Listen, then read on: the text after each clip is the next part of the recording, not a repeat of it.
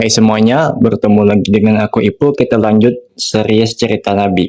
Di tengah kegelapan penyembahan berhala di tanah Babilonia, lahirlah seorang cahaya pembawa kebenaran. Sosok yang namanya diagungkan dalam Al-Quran, Bapak para Nabi. Beliau adalah Nabi Ibrahim alaihissalam, kekasih Allah Subhanahu wa Ta'ala. Kisah perjuangannya menegakkan tauhid melawan Raja Namrud, ujian pengorbanan yang luar biasa. Mari kita telusuri kisah lengkapnya. Nabi Ibrahim lahir di kota Ur, Babilonia, sekarang ya Irak. Dari bangsa yang hidupnya menyembah patung-patung batu, bintang, bahkan raja mereka sendiri, Namrud.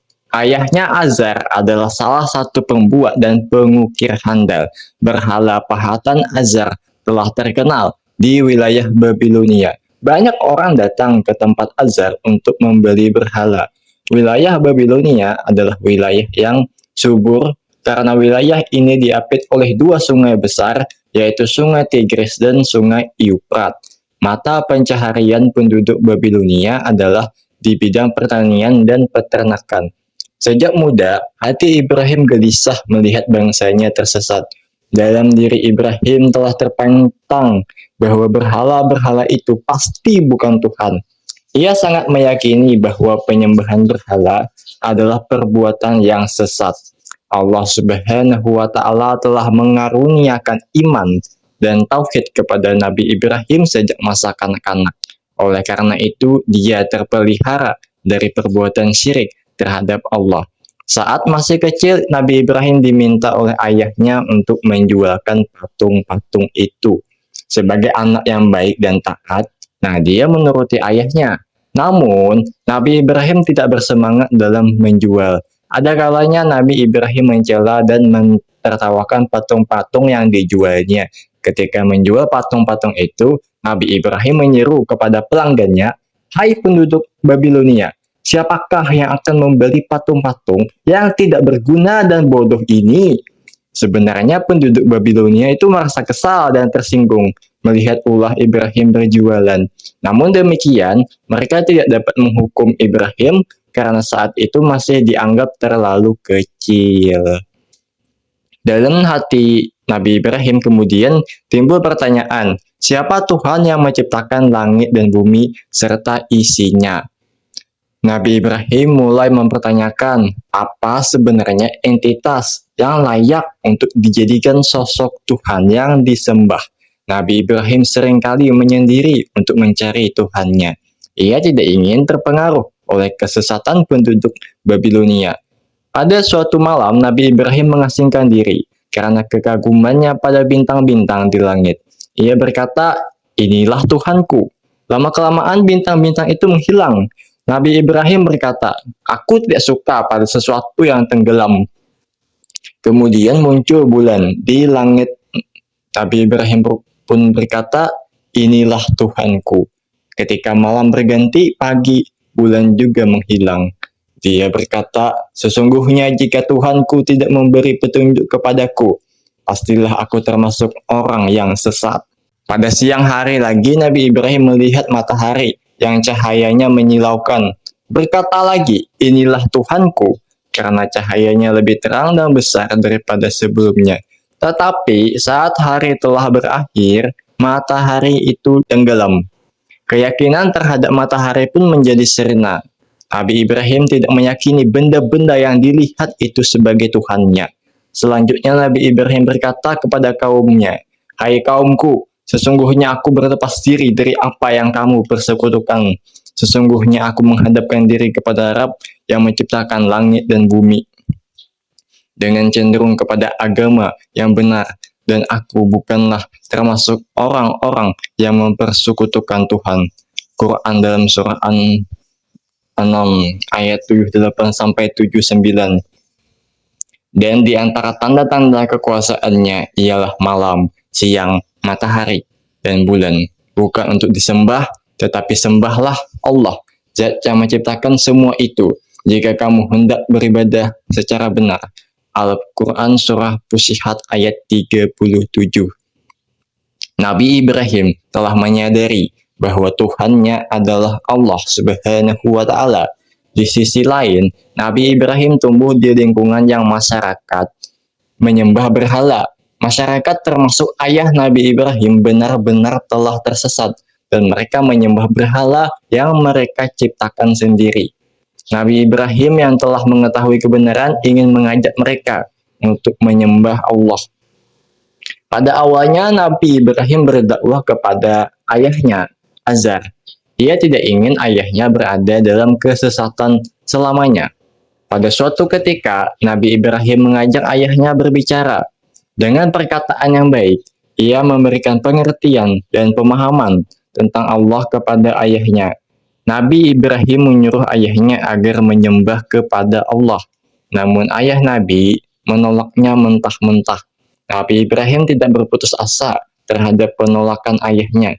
Ia tetap berjanji akan mengeluarkan ayahnya dari kesesatan dan juga selalu berdoa agar ayahnya mendapat petunjuk dari Allah. Pada suatu ketika, Nabi Ibrahim berkata kepada ayahnya, "Wahai ayahku, mengapa kamu menyembah sesuatu yang tidak mendengar, tidak melihat, dan tidak dapat menolong kamu sedikit pun?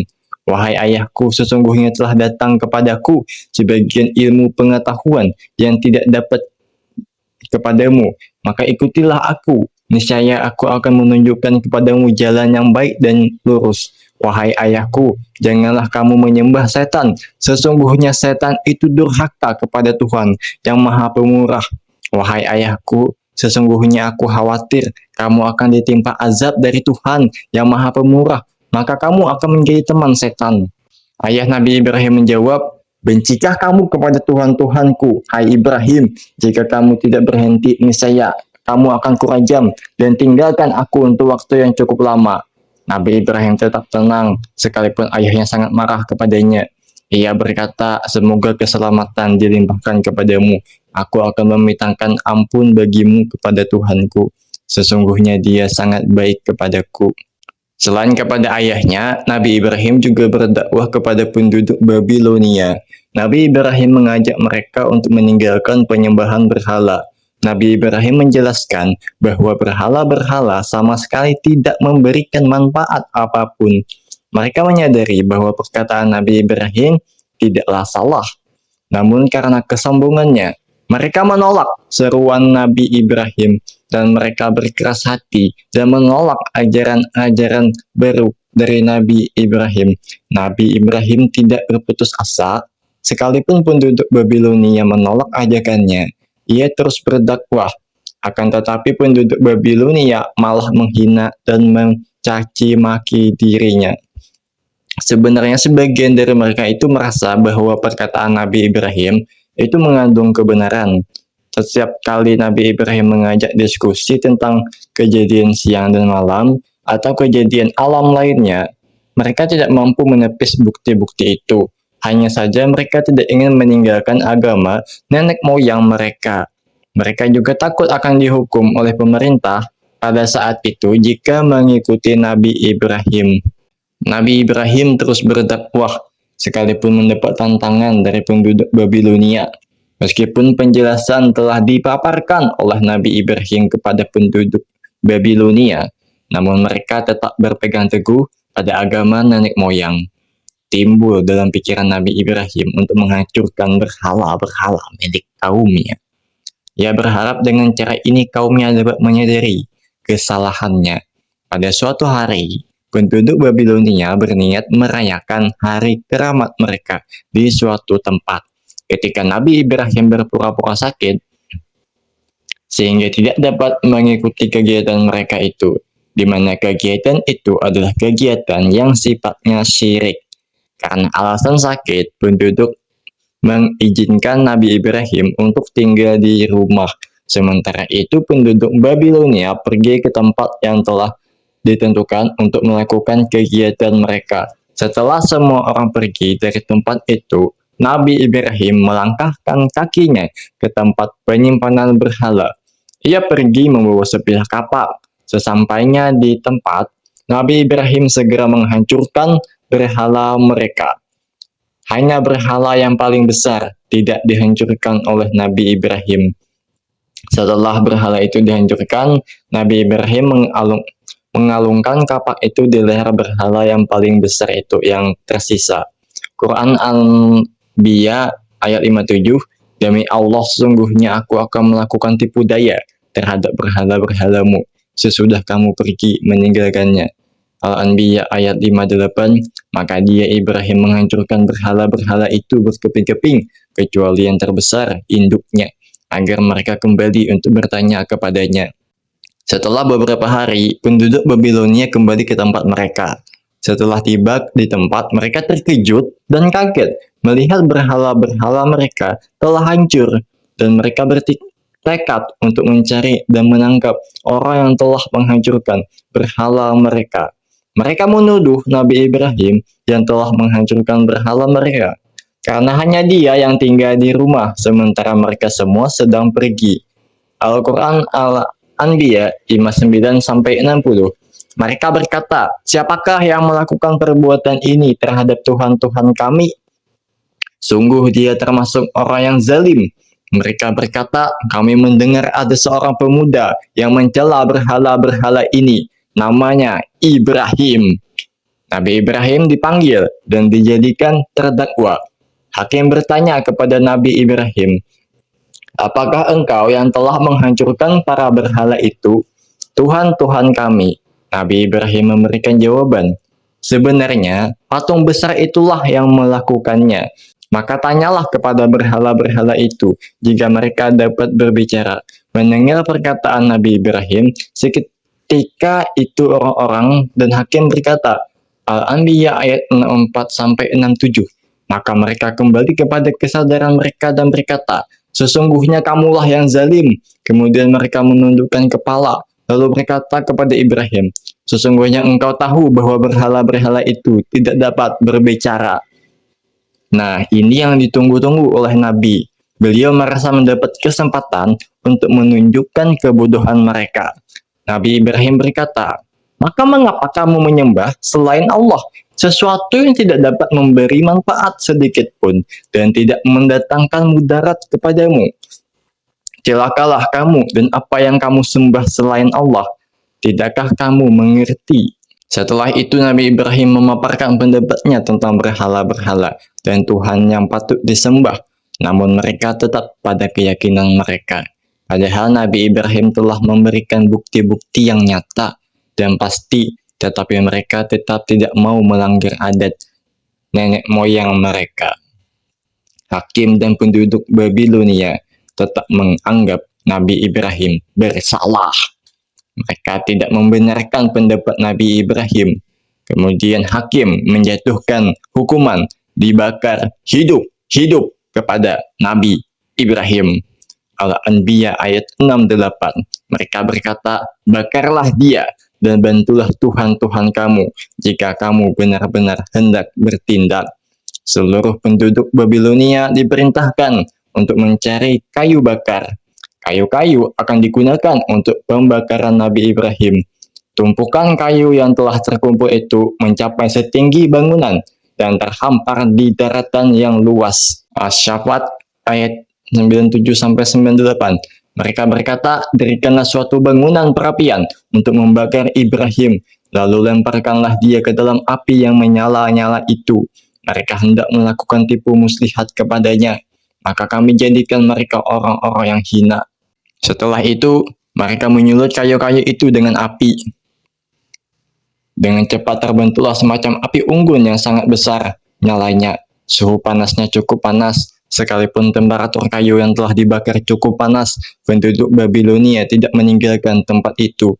Mereka tetap ingin melihat dengan mata kepala sendiri atas pembakaran Nabi Ibrahim. Sebelum Nabi dibakar terlebih dahulu, badan Nabi Ibrahim diikat dengan rantai, sehingga tidak dapat lari dan bergerak. Orang-orang tampak cemas menunggu waktu Nabi Ibrahim akan dilemparkan di tengah-tengah kobaran api. Tetapi Nabi Ibrahim tetap tenang dan sabar, sedikit pun tidak takut untuk menerima hukuman tersebut, karena ia yakin Allah yang akan menolong dirinya nanti. Waktu telah tiba, Nabi Ibrahim hendak dilemparkan di tengah api yang menyala dan berkobar itu. Nabi Ibrahim berdoa, cukuplah Allah yang mengetahui sebagai penolong. dan Allah lah yang akan menjadi pelindung. Sehingga Allah memerintahkan kepada api untuk menjadi sejuk. Pada saat Ibrahim di tengah kobaran api, rantai yang mengikat dirinya menjadi lebur. Dan anehnya, pakaian dan tubuhnya sama sekali tidak terbakar. Inilah bukti bahwa pertolongan Allah itu nyata. Al-Anbiya ayat 69. Kami Allah berfirman, wahai api, jadilah kamu dingin dan penyelamat bagi Ibrahim. Beberapa hari kemudian, api telah padam, sehingga penduduk Babilonia terkejut bukan kepalang. Mereka melihat Nabi Ibrahim keluar dari sisa-sisa pembakaran kayu. Nabi Ibrahim masih tetap tampak dan segar, padahal mereka yakin bahwa Nabi akan terbakar dengan api yang berkobar di tengah padang. Dari kejadian itu mereka mulai merasa bahwa ajaran Nabi mungkin mengandung kebenaran dan keyakinan, namun hanya tersimpan di hati mereka. Secara lisan, mereka tidak mau mengikuti ajaran Nabi. Mereka tetap berada dalam kesesatan yang nyata. Sesudah Nabi Ibrahim dibakar, maka beliau semakin bersemangat untuk melakukan dakwah. Sementara itu penguasa wilayah Babilonia, Raja Namrud, sangat risau. Ia khawatir dengan pengaruh Nabi Ibrahim yang semakin besar. Pada suatu ketika, Raja Namrud mengundang Nabi Ibrahim ke istananya. Setelah sampai di istana, Raja Namrud berkata, wahai Nabi Ibrahim, siapakah Tuhanmu? Nabi Ibrahim menjawab pertanyaan Raja Namrud. Tuhanku adalah Allah yang mampu menghidupkan dan mematikan semua makhluknya. Tidak ingin kalah, maka Raja Namrud berkata, aku juga mampu melakukannya seperti yang dikatakan Ibrahim. Jika ada orang yang menjalani hukuman mati, aku akan ampuni. Ia akan tetap hidup, dan bila aku menetapkan hukuman mati kepadanya, orang itu akan mati. Kalau begitu, apa bedanya antara diriku dan Tuhanmu? Nabi Ibrahim menjawab, Tuhanku telah menciptakan matahari yang terbit dari sebelah timur dan terbenam di sebelah barat. Jika engkau benar-benar berkuasa, cobalah untuk menerbitkannya matahari dari sebelah barat. Mendengar kata-kata itu, Namrud hanya terdiam. Ia tidak melawan lagi pendapat Nabi. Dia menganggap Nabi Ibrahim sebagai musuh yang harus dihancurkan. Dan dia berkata dengan sangat kasar kepada Nabi Ibrahim, hai Nabi Ibrahim, aku mau menantang Tuhanmu. Buktikan kalau dia bisa mengalahkanku. Nabi Ibrahim mendengar tantangan dari Raja Namrud. Beliau takut bila mana azab Allah akan segera datang di wilayah Babilonia nantinya. Beberapa hari kemudian, Raja Namrud mengumpulkan bala tentaranya dengan seruan kepada Nabi Ibrahim, yaitu suruh Tuhanmu dan tentaranya melawan aku dan pasukanku, tantang Raja Namrud. Pada saat itu, tiba-tiba di langit tampak awan hitam yang datang mendekat. Setelah makin dekat, mereka menyadari bahwa itu bukanlah awan hitam, melainkan kawanan nyamuk yang datang menyerbu. Ribuan nyamuk langsung menyerang Raja Namrud dan pasukannya. Mereka sangat panik menerima serangan dari makhluk-makhluk yang kecil itu. Tubuh mereka menjadi lemah dan tidak lagi bertenaga untuk melawan binatang yang banyak itu. Raja Namrud yang berada di tengah-tengah pasukan menjadi panik juga. Serangan dari makhluk nyamuk itu sangat dahsyat sehingga tidak berdaya dan tidak mampu berbuat apa-apa terhadap serangan makhluk nyamuk itu. Sehingga Raja Namrud dan pasukannya lari tunggang langgang dari serangan makhluk nyamuk. Lalu ada satu nyamuk besar yang berhasil mengejar dan nyamuk besar itu masuk ke dalam hidung Raja Namrud dan menggigitnya dari dalam. Dan dia berteriak dengan suara yang keras dan kesakitan atas gigitan nyamuk. Kepalanya terasa mau pecah dan tubuhnya merasa kesakitan yang luar biasa. Akhirnya Raja Namrud yang bisa melawan Tuhan itu menggelegar dan mati. Semua pasukan tentaranya tidak mampu bertahan. Mereka tewas menggenaskan. Kisah Nabi Ibrahim di Palestina. Nabi Ibrahim meninggalkan penduduk Babilonia. Setelah sekian lama berdakwah, pengikut Nabi Ibrahim hanya sedikit. Padahal jumlah penduduk Babilonia cukup banyak. Atas perintah Allah, Nabi Ibrahim meninggalkan wilayah Babilonia dan hijrah ke wilayah Palestina. Setelah menempuh perjalanan yang cukup jauh, Nabi Ibrahim tiba di negeri Chazan dulu. Negeri Chazan ini dipimpin oleh orang raja yang adil dan bijaksana. Nabi Ibrahim menghadap kepada raja untuk membuktikan apa yang didengarnya tentang raja itu. Kedatangan Nabi disambut dengan baik, yang dianggap tamu kehormatan di istana itu. Nabi Ibrahim menceritakan riwayat hidup kepada Raja Chazan. Raja Chazan sangat tertarik kepada pemuda yang berakhlak mulia itu. Akhirnya sang raja menikahkan Nabi Ibrahim dengan putrinya yang cantik jelita, yang bernama Sarah. Setelah dinikahkan dengan putri Raja Chazan, Nabi Ibrahim dan Sarah tinggal di istana beberapa waktu, kemudian melakukan perjalanan menuju wilayah Palestina. Nah, itulah latar belakang istri Nabi Ibrahim, Sarah. Ketika dalam perjalanan meninggalkan wilayah Babilonia, Nabi Ibrahim sampai di wilayah Haran, Palestina. Penduduk Haran merupakan orang-orang yang menyembah bintang-bintang di langit. Nabi Ibrahim pun ingin berdakwah kepada mereka, namun ia tidak melakukannya secara terang-terangan. Pada awalnya, ia bergaul biasa dengan penduduk Haran, sambil duduk-duduk bersama mereka. Ia mengatakan bahwa penduduk Haran berada dalam kesesatan. Ia berkata, bintang dan matahari adalah ciptaan Allah. Sesungguhnya aku hanya menyembah Allah, Tuhanku. Tidak ada Tuhan selain Allah. Mereka terkejut mendengar perkataan Nabi Ibrahim. Mereka merasa bahwa Nabi telah sesat. Setelah itu Nabi Ibrahim dibujuk untuk menyembah Tuhan mereka. Mereka juga mengajak berdialog kepada Nabi Ibrahim tentang Tuhan. Semua itu ditolak oleh Nabi Ibrahim. Keimanan Nabi Ibrahim kepada Allah tiada tergoyahkan. Allah memperlihatkan tanda-tanda kekuasaannya kepada Nabi Ibrahim, agar ia termasuk orang-orang yang yakin dengan adanya Allah. Nabi Ibrahim tidak ragu sedikit pun terhadap kekuasaan Allah. Ia menjauhi perbuatan menyekutukan Allah. Pada saat di padang pasir, Nabi Ibrahim berdoa kepada Allah, "Ya Tuhanku, perlihatkanlah kepadaku bagaimana Engkau menghidupkan orang mati." Kemudian Allah berfirman, "Belum percayakah engkau kepadaku?" Nabi Ibrahim menjawab, "Ya Tuhanku, aku percaya dan beriman kepadamu. Namun aku ingin melihat dengan mata kepalaku sendiri. Dengan demikian hatiku akan menjadi tenang dan tentram." Kemudian Allah memerintahkan Nabi menangkap 4 ekor burung. Burung-burung tersebut disembelih dan dipotong menjadi potongan-potongan kecil. Setelah itu potongan-potongan tersebut dicampur dan dibagi-bagi menjadi 4 bagian. Setiap bagian diletakkan di atas bukit yang berbeda. Jarak satu bukit dengan bukit lainnya harus berjauhan. Kemudian Allah memerintahkan Nabi Ibrahim memanggil burung-burung tersebut. Tiba-tiba, semua potongan burung berterbangan di udara. Setiap potongan bersatu dengan potongan lain dari seekor burung. Beberapa saat kemudian, keempat burung datang kepada Nabi dalam kondisi yang utuh.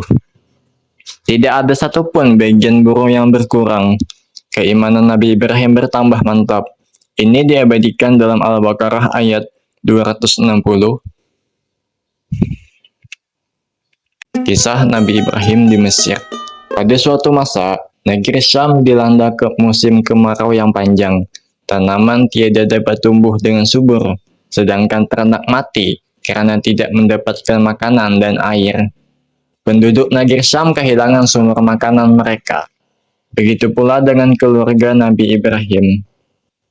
Kemudian Allah memerintahkan Nabi Ibrahim melaksanakan hijrah ke wilayah yang lebih baik. Oleh karena itu Nabi Ibrahim dan istrinya Sarah, tambah Lot, ke Mesir yang wilayahnya subur. Nah, Lot ini merupakan keluarga Nabi Ibrahim. Raja Mesir mengetahui kedatangan Nabi Ibrahim dan istrinya. Ia pun mengirimkan utusan untuk menjemput dan membawa mereka ke istana. Nabi Ibrahim mengetahui bahwa Raja Mesir menginginkan istrinya Sarah.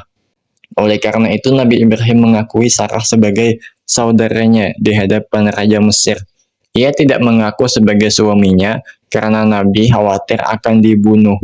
Setelah itu Nabi Ibrahim diminta untuk pulang, sedangkan Sarah ditempatkan di kamar dalam istana. Pada saat tiba di rumah, Nabi bersembahyang.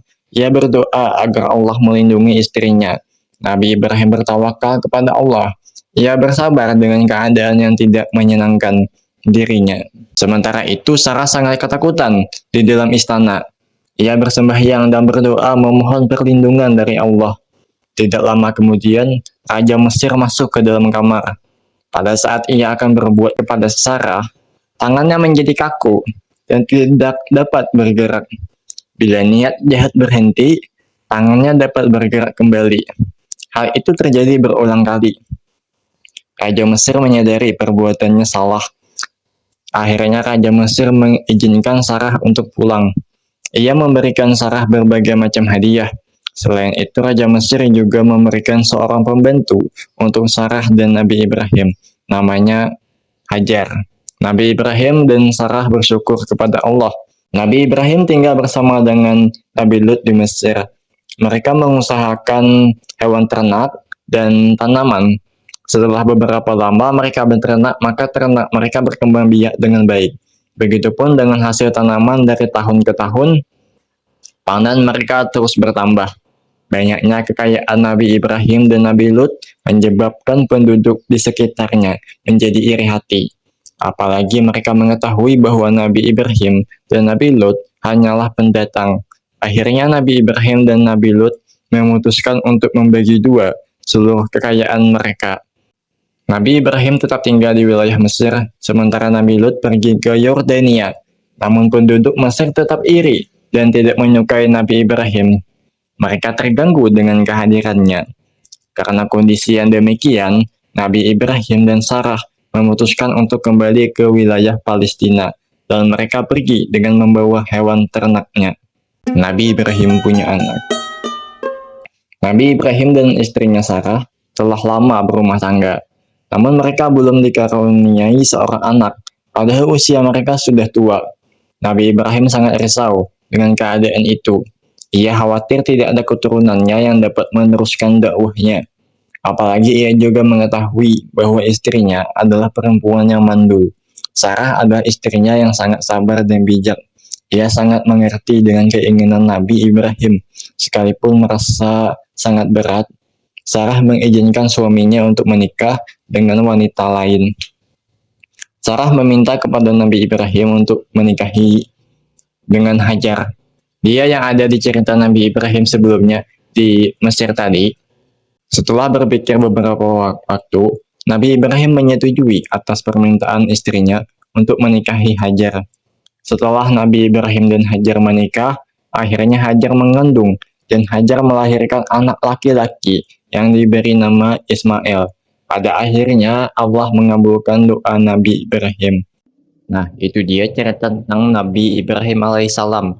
Namun ceritanya itu sebenarnya belum selesai karena akan kepanjangan. Pada video selanjutnya, kita akan menambahkan cerita-cerita dari anak-anaknya, dari Nabi Ismail, Siti Hajar istrinya yang kedua, dan juga Nabi Ishak. Karena videonya sudah kepanjangan, kita akan lanjut pada video selanjutnya nanti.